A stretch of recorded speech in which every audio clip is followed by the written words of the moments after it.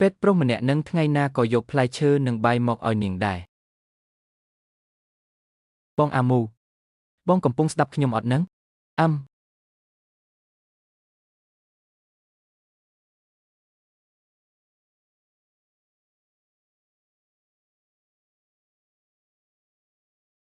ហាវធានប៉ុន្មានថ្ងៃនេះអរគុណឯងណាស់ដែលបានមើលថែខ្ញុំកុំគួសមជាមួយខ្ញុំពេកមើលរវាងឯងនិង Formuchen ហាវធានឯងគួរតែដឹងហើយថាប៉ុន្មានឆ្នាំមកនេះពួកយើងជាមិត្តល្អនឹងគ្នារហូតទៅតើខ្ញុំមិនចង់ត្រឹមតែជាមិត្តភក្តិជាមួយឯងទេលោកមកទីនេះធ្វើអីម៉េចខ្ញុំមករំខាននាងលួចសហ័យស្មន់មែនទេលោកឯងនិយាយឲ្យប្រយ័ត្នមាត់បន្តិចមើលលោកឯងនេះក៏មិនរើសមុខដែរណោះមនុស្សស្រីពូកែប្រល្បិចដូចអានឈិនស៊ីលោកឯងក៏ស្រឡាញ់ចូលដែរខ្ញុំមិនអនុញ្ញាតឲ្យលោកនិយាយពីឈិនស៊ីបែបនេះទេហាវធានឯងចេញទៅក្រៅសិនទៅខ្ញុំចង់និយាយជាមួយគេបន្តិចពួកយើងនិយាយគ្នាឲ្យដឹងរឿងទៅចង់និយាយរឿងអីគឺលេងលេះនាងប្រញាប់ចង់លេងលេះទុកកន្លែងឲ្យស្ហាយនាងម្លេះ Formuchen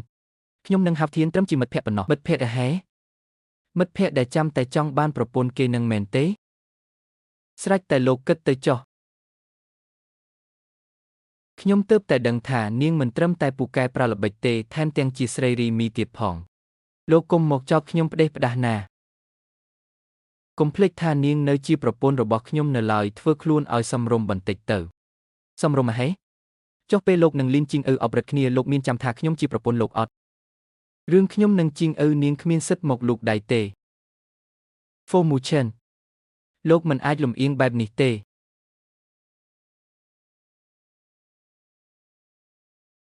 អ្នកនាងអានឈិនស៊ីមែនទេថ្ងៃស្អែកមកទទួលម្ដាយអ្នកនាងផងចាសម៉ាក់ឈិនស៊ីម៉ាក់មកវិញហើយមកពីម៉ាក់ទើបធ្វើឲ្យកូនពិបាកថ្ងៃក្រោយម៉ាក់លេងល្បែងទៀតហើយណាម៉ាក់ពួកយើងទៅផ្ទះវិញតោះម៉ាក់តោះម៉ាក់កើតអីនឹងម៉ាក់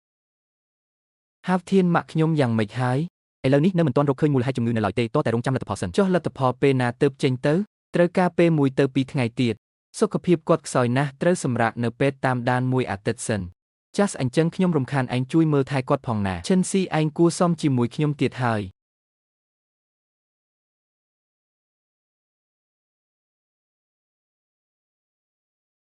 លោកតាមួយរយៈនេះលោកតាសុខសប្បាយទេចា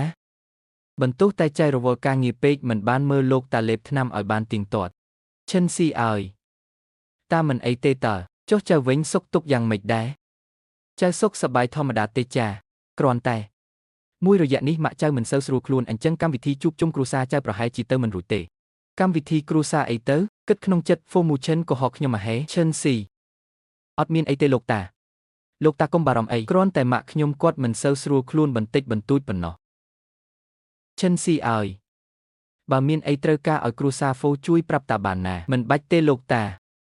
បំណុលល្បែងរបស់ម៉ាក់ចៅប៉ុន្មានឆ្នាំនេះគឺបានលោកតាជួយសងរួចអស់ហើយសគុណរបស់លោកតាធំធេងណាស់មួយជាតិនឹងចៅសងមិនអស់ទេក្មេងងងឲ្យតែចៅនឹងFormuchenស្រឡាញ់គ្នាល្អគឺជារឿងដែលតាសប្បាយចិត្តបំផុតហើយចាស់សចៃដឹងហើយ